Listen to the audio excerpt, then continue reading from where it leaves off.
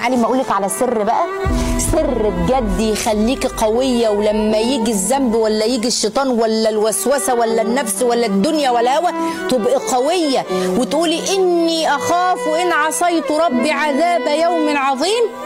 كل يوم صلي ركعتين قيام قبل ما تنامي، بعد ما تصلي صلوات المكتوبه وصلاه العشاء خلاص وكذا، صلي ركعتين قيام بنيه يا رب قويني، يا رب توب علي، يا رب طهرني، يا رب اجعلني من الصالحات.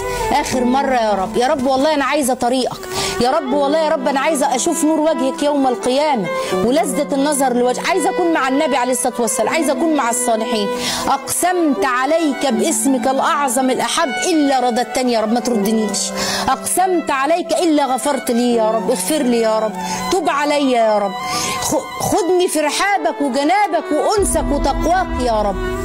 كل يوم صلي ركعتين دول، ألحي على الله، خبطي يا رب. يا صباح الورد على احلى متابعين واخوات. صباح الخير لو بتشوفيني الصبح، ومساء الورد لو انتي بتشوفيني بالليل. نقول اللهم صل وسلم وبارك على سيدنا محمد وعلى اله وصحبه اجمعين. حابه في الاول اشكر كل اخت كده اشتركت معايا في القناه ونورتني، وطبعا اخواتي اللي معايا من اول ما فتحت القناه. يا رب تكونوا بخير ودايما كده يا رب كده منوريني ومتابعيني على طول. لو اول مره تشوفيني انا اختك سحر، ما تنسيش الاشتراك في القناه وتفعيل الجرس عشان يوصلك كل جديد، وطبعا اللايك بتاعك علشان خاطر يدعم القناه في ان هي تنتشر اكتر واكتر. طبعا شفتوا الاول المنظر البائس بتاع المطبخ ده علشان خاطر طبعا الميه للاسف كانت قطعه عندي، وده اهلا ومرحبا بالصيف للاسف. الميه كانت قطعه فمكنتش عارفه لا اغسل مواعين ولا اعمل اي حاجه. المطبخ اصلا لما بيكون الميه قطع فيه بتحسي ان هو عارفه يعني مكان من ميه، مفيش ميه. يعني اسال اي ست بيت كده ميه مقطوعه من البيت، يبقى المطبخ بقى الحمام الشقه عموما او البيت عامل عموما ازاي. طبعا للاسف نمت والمطبخ بالمنظر ده. وهنا بقى استعنت بالله كده وقمت الصبح. طبعا بيبقى المنظر يعني بيبقى صعب، متبقيش قادره تعملي اي حاجه ولا نفسك ان انت تعملي اي حاجه. الحمد لله ما كانش عندي غسيل ملابس، يعني ان انا اعملها زي ما متفقين اول ما تصحي من النوم انك تخلصي الغسيل بتاعك. فدخلت كده على المطبخ سميت الله، وابتديت هنا اغسل المواعين علشان اخلص بقى كده المطبخ. ولما المية بتيجي وبتنضفي المطبخ او المواعين اللي عندك بتحسي كده ان الروح كده في المطبخ ردت فيه بأمانة الله يعني. طبعا المواعين بتبقى بقى طبعا مش احسن حاجة، عارفين بتطلع عينيكوا طبعا مفيش مية في الحوض. فطبعا اي حاجة بتبقى باي اكل او الكلام ده كله بيبقى لازق في الاطباق. فطبعا عشان تخلصي يومك وتحسي ان وتبتدي يعني يومك ان هو تقدري تعملي فيه اي حاجه، يبقى لك نفس ان انت تعملي اي حاجه فيه، ادخلي على المطبخ على طول. استعيني كده بالله وشمري كمامك زي اختك كده وتشجعي. واول لو قدر الله الماء قطع عندك زي كده ابتدي انك ايه تفضي الحوض. عشان كنت عايزه بقى اعمل لهم كده فطار، بما اننا كلنا موجودين. لما بنكون انا والبنات موجودين في البيت وبيبقى عمرو موجود، بحب ان انا كده ادلعهم واظبطهم في فطار كده يكون حلو. هعمل معاكم فطار حلو قوي، طريقه فول حلوه قوي. واخداها بصراحه، مش هقول ان هي صاحبتي، هي اختي بصراحه يعني. لما بروح عندها بتعمل بصراحه الفول بالطريقه دي بيبقى فول فظيع. بتسموه بقى فول بالخضار، تسموه فول اسكندراني، انا مش عارفه. هو فول كده بصراحه بيتعمل بيبقى طعمه حلو قوي، بس مسماه ايه انا مش عارفه. زي ما بتسموه كده واكتبوا لي في الكومنتات بتسموه عندكم الفول. لما بنبتدي اليوم كأي ست بيت ان هي تنظف المطبخ بيبقى اليوم حلو. يعني اليوم بيبقى ان انتي مفيش عندك مواعين في المطبخ، سواء بقى ميه قطعه، سواء كنتي في الشغل، سواء كان عندك ظرف ونزلتي، سواء يعني لاي ظرف من الظروف تعبانه نمتي مش قادره ان انتي. وكلنا طبعا يعني كستات بيوت مش بنقدر ان احنا بيجي علينا وقت يعني ما بنقدرش نعمل المواعين قبل ما ننام. اتفقنا تنظيم الوقت هو ده اللي بيسعفك، وهو ده اللي بيخلي عندك الوقت فيه بركه. كتير بنقول ان اليوم ما بقاش فيه بركه، اليوم بيخلص على طول. اليوم كنا زمان بنعمل فيه حاجات كتير، ولا نرجع بقى لشغل امهاتنا وشغل جداتنا. الله يرحم يا رب امواتنا، ويخلي لنا يا رب امهاتنا وجداتنا اللي موجودين. عايزه اقول لكم هنا كنت عاجنه في الطبق ده، كنت عامله عيش حلو قوي، بس للاسف ما صورتوش معاكم. ان شاء الله كده نصوره باذن الله مع بعض. طريقته سهله جدا ومش بياخد آه، كمكونات كتير، هو ميه خميره ودقيق بس. فجداتنا زمان او امهاتنا زمان كانوا بيبتدوا اليوم من بدري، عشان كده او احنا كمان واحنا صغيرين كنا بنبتدي يومنا من بدري. فلما بنبتدي يومنا من بدري بنحس ان اليوم فيه بركه. يعني الخير في البكور، في ان انت تصحي بدري، سواء شغل، سواء شغل بيتك، سواء مشاويرك. الصبح شايفين الحلة دي كنت بنهار وانا بغسلها، كان مطرح الشوربة. فعايزة اقولك البكور فيه خير لكل حاجة. زي ما قلتلك شغل، مصلحة بتقضيها بره، في مقضى في البيت عندك. فالشغل الصبح بيزيد وبيديكي بركة في الوقت عندك. فابتدي بدري، هتحس ان اليوم فيه بركة، وهنرجع احنا بايدينا بركة زمان وبركة امهاتنا وجدتنا. هنا بقى الحمد لله كنت خلصت المواعين. والله ما كنت عايزه اقفل الميه، عايزه اقول لكم احساس ان مفيش ميه والميه جد، بتحسي بجد ان المكان رجعت له روحه. هنا بقى نضفت كده سريعا اي زوايد اكل على البوتاجاز، واديته هو كمان كده شويه نظافه، عشان خاطر ابتدي اعمل الفطار واعمل الحاجه اللي ورايا، والمكان حواليا كله نضيف، سواء الحوض فاضي فمريحك، حتى مريح عينيكي ان انتي تخلصي، وكمان البوتاجاز عشان انتي واقفه عليه تحسي كده ان الدنيا نضيفه معاكي. طيب خلصنا هنا البوتاجاز والمواعين. عايزه اقول لكم ان انا قفلت معاكم هنا الفيديو. ما كنتش عايزه اطول معاكم بصراحه، حسيت ان الفيديو طول قوي، فقلت لا، فقفلت بقى الكاميرا بصراحه، وغرقت الدنيا ميه في الارض وصابون بقى كده ورغاوي ونضفت الارض بصراحه. يعني ريحه النظافه نفسها بتديكي كده، وحياة ربنا بتديكي سبحان الله قوه كده وباور ان انتي تقومي تخلصي اللي وراكي. وراكي بقى اكل، وراكي اي حاجه تانية بتخلصيها وانتي مبسوطه.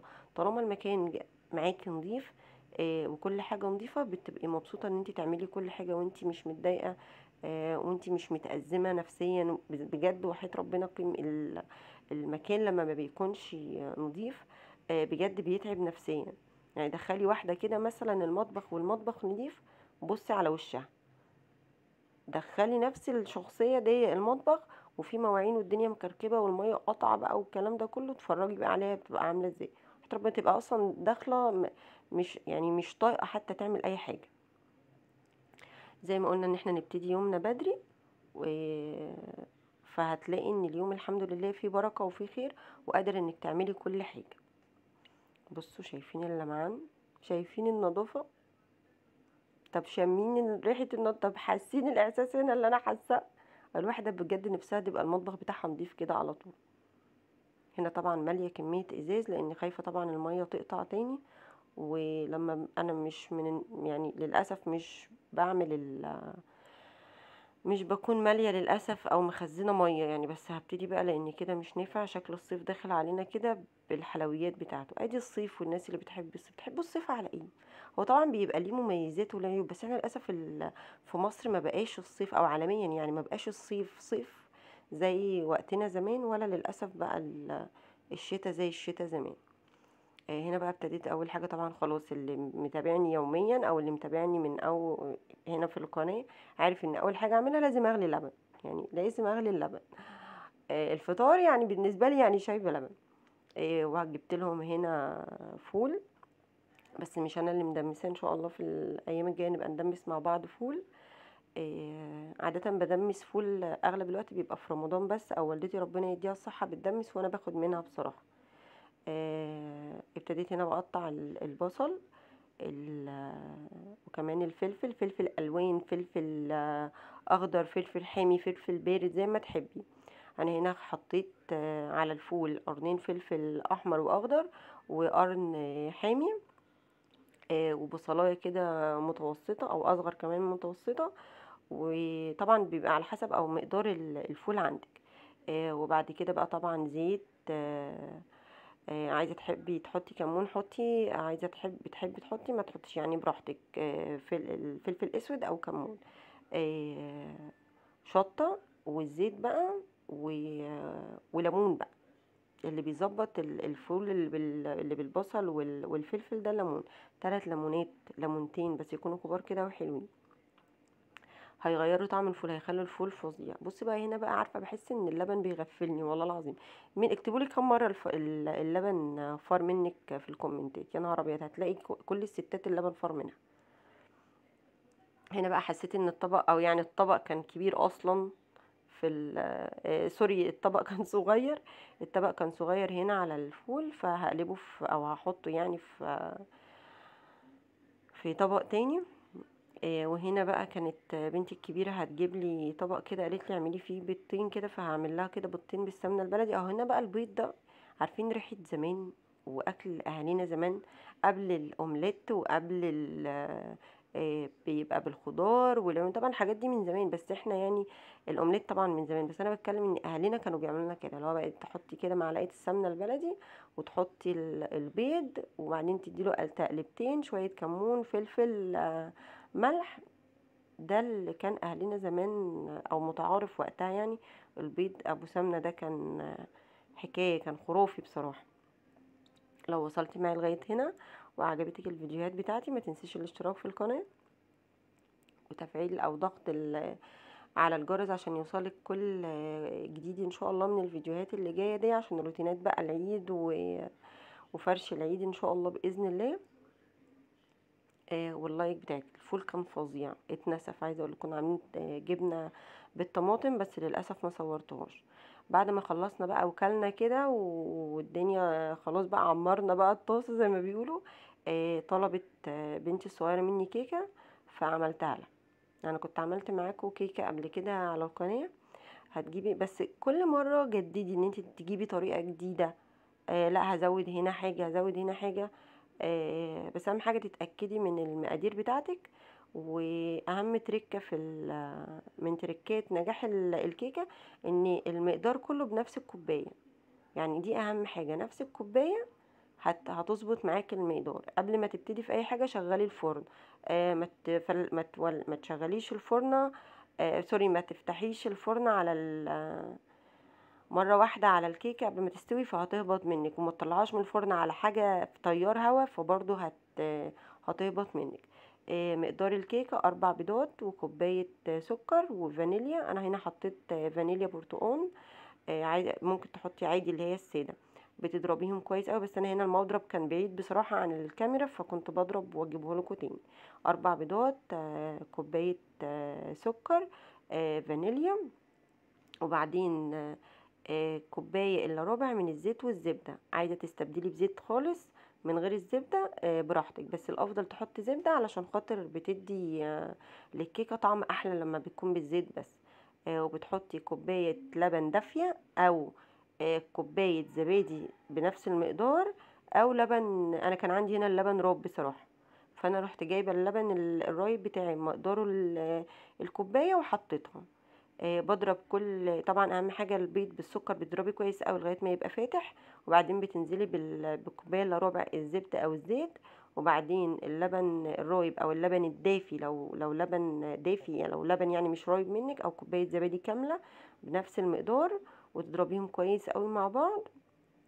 وبعدين معلقتين صغيرين او معلقه من هي بتاعه الاكل دي خل، واضربي مع بعض. وبعدين كوبايتين من الدقيق، نخليهم كويس مع واحده بيكنج باودر على معلقتين نشا.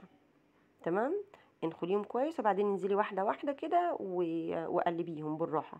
محدش بيجري وراكي يعني، وانت بتعملي اي وصفه تبقي بالراحه وما تتسربعيش، يعني بالراحه بالذات عشان وانت بتعملي الكيكه ما يبقاش فيه من تحت تكتلات، ما يبقاش فيه دقيق معاكي زياده، ما تخلطش كويس. فبالراحه كده، مقدارك كده، بالراحه بالراحه، شويه بشويه في الدقيق والنشا والبيكنج باودر اللي احنا عملناه. وعايزه تحطي ذره ملح حطيها براحتك برضو. وقلبي كويس كده وبسباتيولا او معلقه خشب، او معلقه عاديه عموما يعني. واعمليهم يعني، شوفي جيبي من تحت لفوق كده عشان خاطر ما يبقاش عندك فيه اي دقيق زياده او اي دقيق متكتل عندك ما تضربش كويس في الخلاط. سوري، او ممكن تعمليها في الخلاط برضو. المقادير السايله بتاعتك ممكن تضربيها في الخلاط عادي جدا لو ما عندكش مضرب كهرباء. المهم اضربي البيض بالسكر لغايه ما البيض عندك بالسكر يبقى لونهم فاتح، ده بيخلي عندك الكيكه هشه كده وجميله.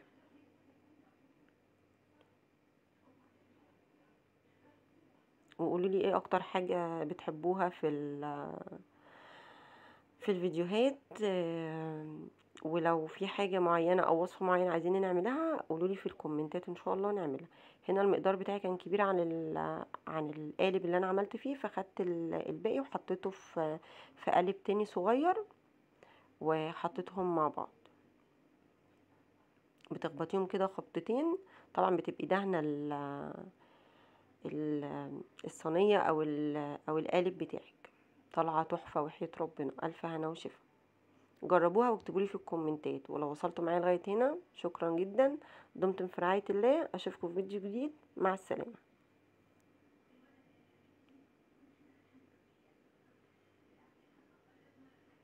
اقبلي يا رب، افتح لي الباب.